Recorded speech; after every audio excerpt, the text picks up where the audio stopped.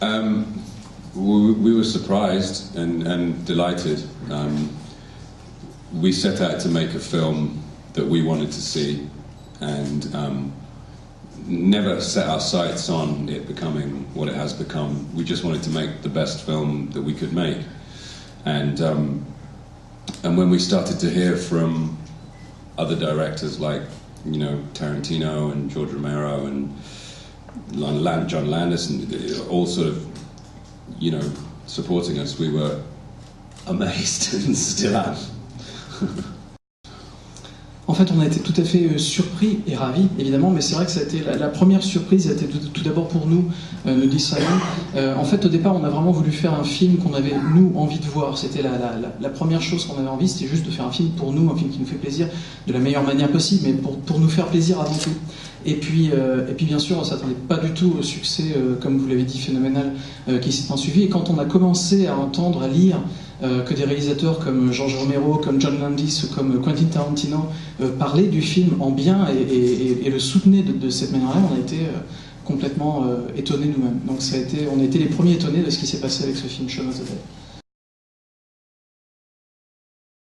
Yeah, my mother was very involved in amateur drama, in sort of community theatre, and so I spent a lot of time as a child around the theatre and became interested in acting, and then also as a child, at 7 years old, Star Wars came along, and you know, my interest in cinema blossomed, and yeah, and I found myself as an adult participating in a lot of the things that I watched from afar as a child. So yeah, it's a combination of my own love of cinema and my mother's kind of artistic bent. Ma mère faisait partie d'une troupe de théâtre amateur, en fait. Elle faisait partie d'un cours comme ça dramatique dans un théâtre de quartier, et c'est vrai que de par cela, étant enfant, évidemment, je l'ai accompagnée, ça m'a intéressé, ça c'est évidemment... C'était en moi. J'avais cette passion, en tout cas pour le théâtre, qui était très tôt dans ma vie. Je m'en souviens encore. Et lorsque j'avais 7 ans, La Guerre des Étoiles est arrivée sur les écrans. Alors quand on a 7 ans, évidemment, c'est une espèce de choc que vous connaissez sûrement. Et tout à coup, j'ai été très intéressé par cette fois-ci le monde du cinéma. Et finalement, c'est un peu ce mélange de ces deux inspirations de mon enfance, donc le théâtre qui a été ensuite rejoint par le cinéma, qui se sont mélangés pour donner naissance à ma carrière telle qu'elle est aujourd'hui en tant qu'adulte. En tout cas, je pense qu'évidemment ces deux événements ont été totalement prépondérants dans la suite de ma carrière. And what about when you think about all the characters that you have been reading about, or you know the books you've been reading, or the stories you've been hearing as a child?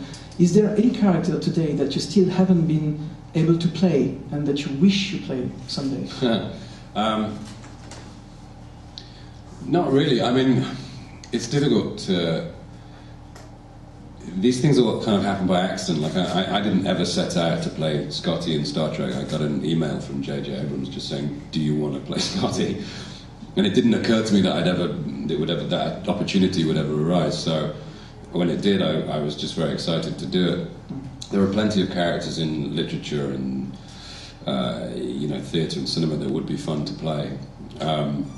Obviously, J.J. is now doing Star Wars, so you know, you never know. Non, pas vraiment, nous dit Simon. En fait, ce qui se passe, c'est que ce genre de choses, ce genre d'opportunités vous arrive un peu, entre guillemets, par accident. Je vous donne par exemple l'exemple du rôle de Scotty sur l'emblématique de Star Trek. Ce n'est pas quelque chose après lequel j'ai couru, c'est tout simplement un jour, j'ai reçu un email de la part du réalisateur J.J. Abrams, et cet email disait: est-ce que ça t'intéresserait de jouer Scotty? Et voilà, c'est comme ça que ça s'est fait. Donc maintenant, pour vous parler des personnages, il y a beaucoup de personnages dans la littérature, etc. Beaucoup de personnages que j'aimerais jouer, mais là, comme ça me vient pas forcément à l'esprit. Et bien souvent, mon prochain rôle le plus emblématique viendra peut-être, encore une fois, d'un coup de chance ou d'un coup de hasard. Et le fait, par exemple, que J.J. Abrams soit en ce moment en train de préparer le prochain épisode de La Guerre des Étoiles, eh bien, voilà, on verra ce qui peut éventuellement se passer.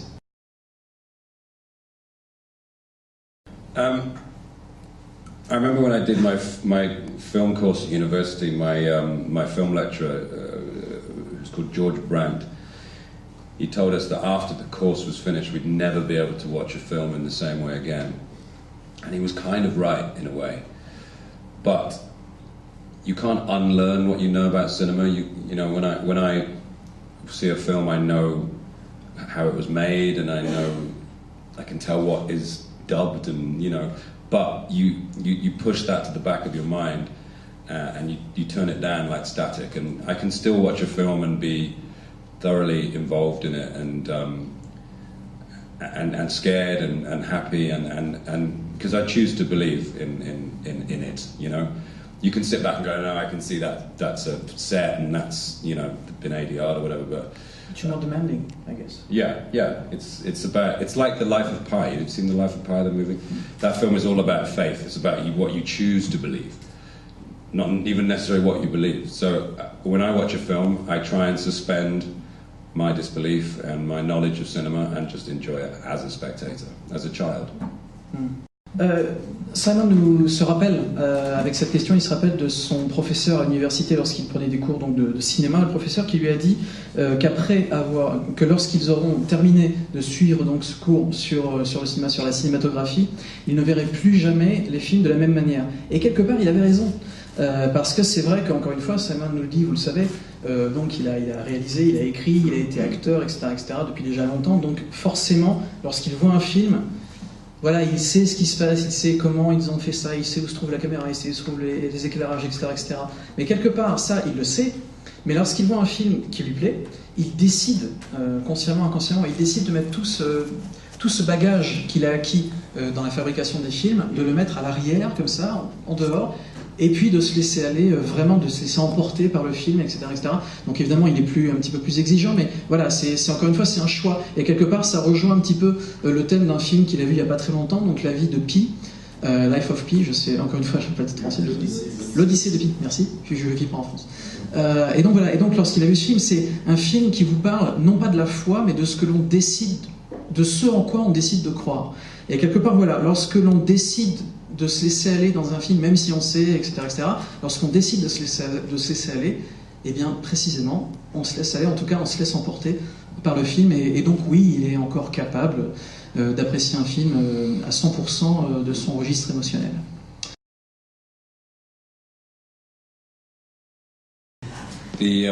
It's hard to remember who had what idea, because our working relationship is so collaborative that often one of us will have the kernel of an idea and the other one will add to it, and then the full idea is formed out of that. We love the idea of the big cop in the small town, and that's what literally happens at the end of Hot Fuzz. Angel is a giant cop in a tiny town, and we thought it would be funny to see that battle of the two main players for power fighting literally in the city. And as you say as well, we wanted to give it a kind of a Godzilla-esque kind of feel with these two giants. But I couldn't possibly tell you.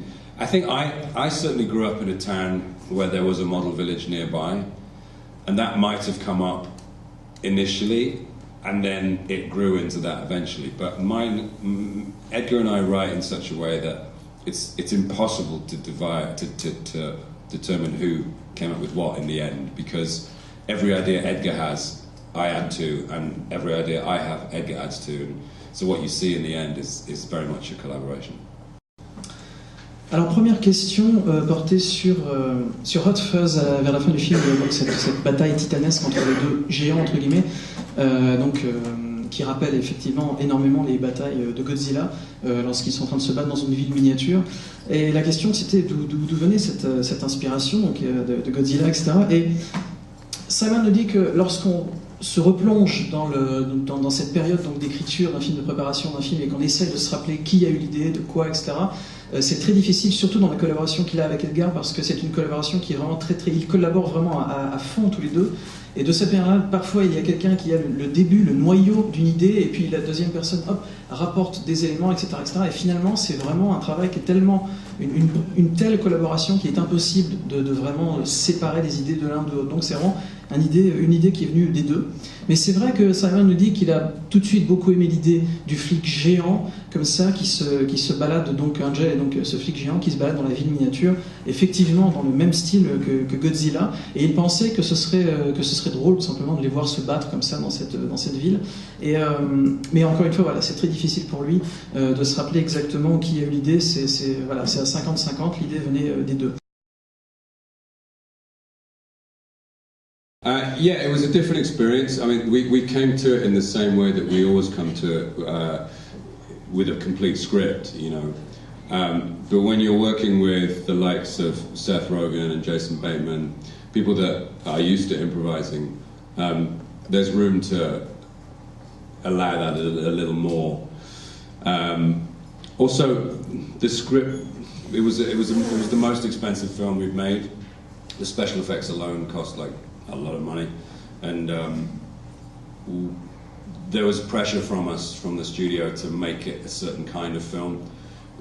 I feel like its edges were smoothed off slightly by that process. I'm very proud of the film and I love it. It's not quite as edgy as it was when we wrote it, you know.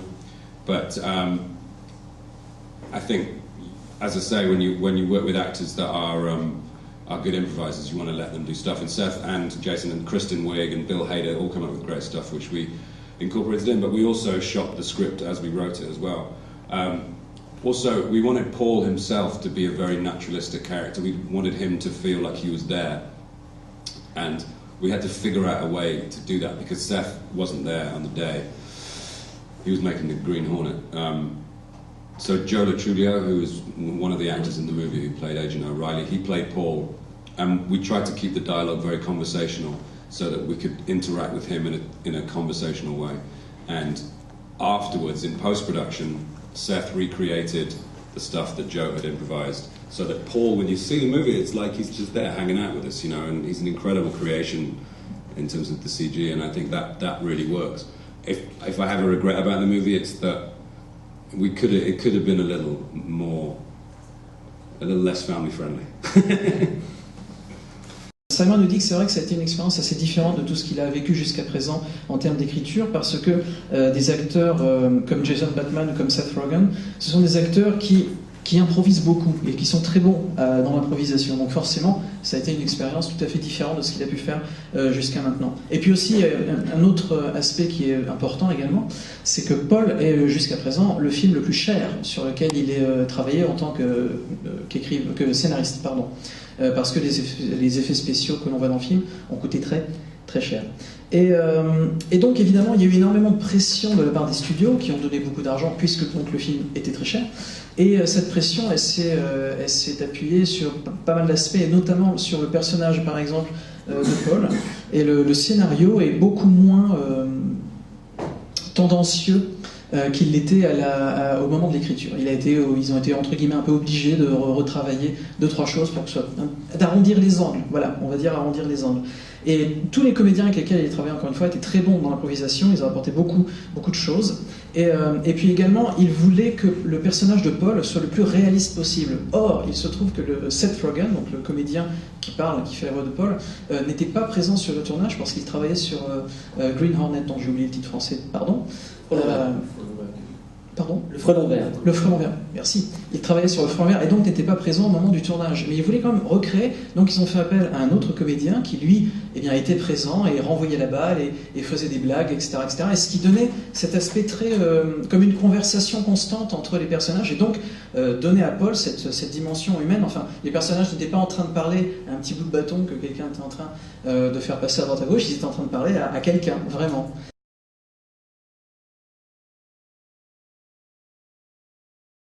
Well, we've always been fairly referential, ever since Spaced, which is our sitcom. We never sort of crowbar them in. It's more about if it seems applicable at the time, we'll do it. Shaun of the Dead was very much a reference in itself to the work of George Romero. We didn't want anyone to think we would just, you know, we'd made up that zombie myth. That's George's zombie myth, and we used it to comic effect. And so we made reference in Shaun of the Dead to various other, you know, just to acknowledge our forebears, because we didn't want anyone to think we were being original. With Hot Fuzz was Danny, Nick Frost's character was a film fan, and it was all about fantasy police work, versus real police work, and of course in the end it's the fantasy that takes over. So it required those kind of references, and so the film is peppered with references to, you know, Point Break and Bad Boys 2 specifically, and other stuff as well. World's End, there's very few references in it at all. It's a science fiction film, and if anything, it's a social science fiction film. But it's not like Paul, where we just filled it with, you know, because with those films we were very much taking on ideas that had happened before and moving forward. Where with World's End, the story is slightly more an original idea, I think. And even though it does obviously pay a debt to science fiction that's gone before, it's not full of references, because I feel like people thought that's what we did and that's all we were about. And it's fun to do that, but sometimes people will go, oh, I like that, what was that a reference to? And it wasn't, it was a joke we wrote. You know? And a lot of the time we felt like we weren't getting the credit for our own jokes, so we stopped it. C'est vrai que tous les films qu'ils ont fait jusqu'à présent sont assez référentiels, il y a beaucoup de références. Mais c'est tout simplement parce que, prenons l'exemple notamment de Shaun of the Dead, c'est un film qui est lui-même une référence géante au cinéma de George Romero, par exemple. Ils n'ont pas du tout voulu... Et le fait justement que dans ce film, ils intégraient de nombreuses références à de nombreux autres films du genre, eh bien c'était, entre guillemets, une manière de dire à tous les fans de ce genre, c'est pas quelque chose qu'on a inventé, on a repris, entre guillemets, le thème de George Romero et on en a fait autre chose, etc. etc. Donc c'est un appel du pied aussi pour dire, vous voyez, on parle le même langage. Et c'est la raison pour laquelle il y a beaucoup de références. Il y a aussi beaucoup de références dans le film Hot Fuzz, qui encore une fois est un film qui s'inspire de beaucoup d'autres films policiers notamment. Et le personnage dans le film qui est interprété par... sorry, the other character. Danny, c'est un personnage qui lui-même fout des films donc policiers, et donc il y a comme ça cette espèce d'ambivalence dans le film qui est faite entre cette espèce de fantasme des films de policiers super virils, etc., et puis la réalité qui est beaucoup moins sexy. Et c'est ce qui marche beaucoup, c'est également la raison pour laquelle il y a beaucoup de références à des films comme, on l'a dit tout à l'heure, Point Break, comme également Bad Boys 2, c'est les deux références principales que l'on aperçoit dans le film, etc., etc. Mais en ce qui concerne le film World's End, et pas du tout comme le film Paul, par exemple, qui encore une fois s'inspirait de beaucoup d'autres choses, en ce qui concerne le film World's End, là, c'est un film qui est vraiment... qui n'est pas du tout dans le même esprit, c'est pas un film qui s'inspire, etc. Non, pas du tout. Et donc, au contraire, il y a très très peu de références. Et d'ailleurs, comme c'est vrai que jusqu'à maintenant, il y avait beaucoup de références comme ça qui marchaient beaucoup sur le ressort comique dans les films qu'ils ont coécrits, eh bien, ça les a beaucoup amusés, ça leur a beaucoup plu, que beaucoup de spectateurs ayant vu les premières séquences comme ça de World's End allaient les voir en leur disant « Ah, mais ça, c'est vraiment bien, c'est une référence à quoi ?» Et justement, ils répondaient bah, « C'est une référence à rien, c'est un gars qu'on écrit nous. » Et voilà, c'était un des aspects les plus plaisants du film, donc, que vous allez pouvoir découvrir dans pas très longtemps.